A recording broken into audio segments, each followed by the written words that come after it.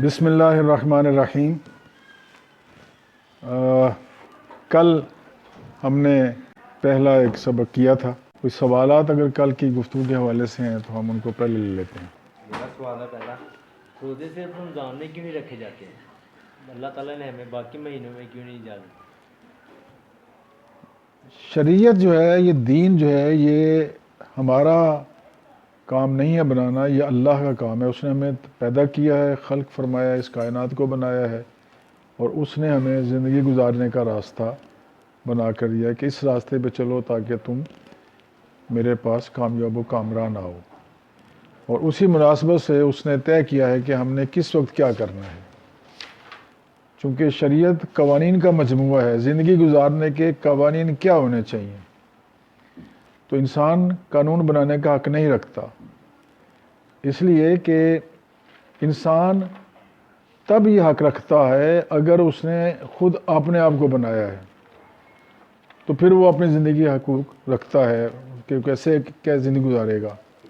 ایک چھوٹی سی مثال دے دیتے ہیں آپ کو، اس سے آپ کو اندازہ ہو جائے گا کہ ایک کارپینٹر نے 2 میز بنائے۔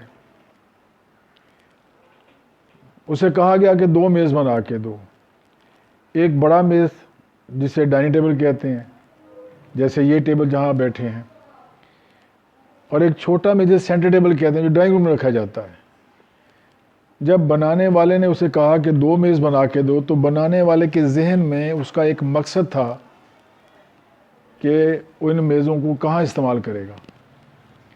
جب کارپینٹر نے بنا دیے اور وہ میز اٹھا کے لایا، تو چونکہ عمومی طور پر گھروں میں جو بڑا ڈرائنگ روم ہوتا ہے وہ بڑا خوبصورت ہوتا ہے، بڑا اچھا بنا ہوتا ہے، اس میں زیادہ آرائش ہوتی ہے، اس نے وہ جو چھوٹا سینٹر ٹیبل تھا اس نے ڈرائنگ روم میں رکھ دیا، اور جو ڈائننگ ٹیبل تھا بڑا وہ اس نے اس چھوٹے ڈائننگ روم میں رکھ دیا جہاں کے بیٹھ کے وہ تھوڑی دیر کے لیے اکٹھے ہوں گے، کھانا کھائیں گے۔ تو یہ بڑی ہارٹ برننگ ہوئی اس بڑے ٹیبل کی کہ میں اتنا بڑا اور میں اتنے چھوٹے سے کمرے میں، اور میرے ساتھ زیادتی ہوئی کہ وہ چھوٹا سا ٹیبل اس کو وہاں لگا رکھ دیا۔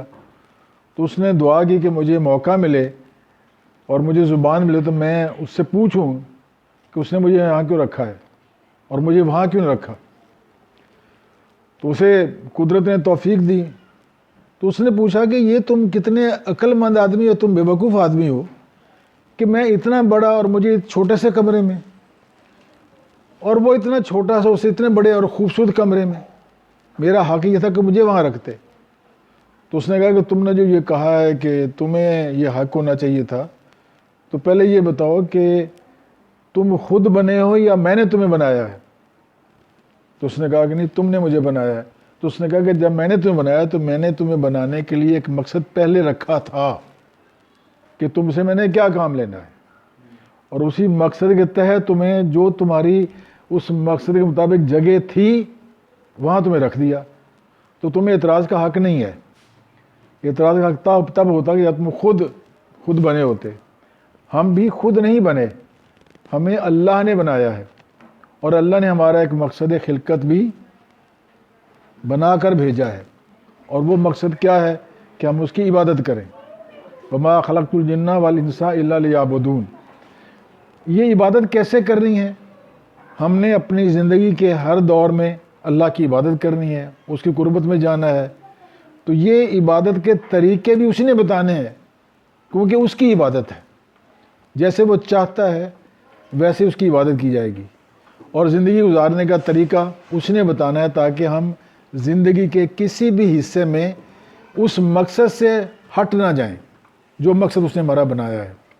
اس لیے اس نے ہمیں ہدایت دی ہے، ہمیں راستہ دکھایا ہے، اور ان تمام ہدایت کے راستے پر چلتے ہوئے جتنے کام کرنے ہیں ان کاموں میں ایک کام ہے روزہ رکھنا۔ یہ روزہ جو ہے یہ اس نے کہا کہ یہ تم رکھو گے، اور اس کے لیے بھی اس نے طریقہ کار بتایا کہ کب رکھو گے، کیسے رکھو گے، کتنی مدت کے لیے رکھو گے، اور روزے میں تمہیں کیا کرنا ہے اور کیا نہیں کرنا ہے۔ اس لیے یہ اس کا حق ہے، اس لیے اس نے ہمیں یہ بتایا اور اس کے لیے ہم کر رہے ہیں۔ ہمیں حق نہیں ہے چونکہ ہم خود نہیں بنے، جس نے بنایا ہے اس نے ہمیں یہ راستہ بھی بتایا ہے، اور اسے یہ حق ہے کہ وہ ہمیں بتائے کہ ہم نے زندگی کیسے گزارنی ہے، عبادت کیسے کرنی ہے، زندگی کا مقصد کیا ہے، اور مقصد کو لے آگے کیسے چلنا ہے۔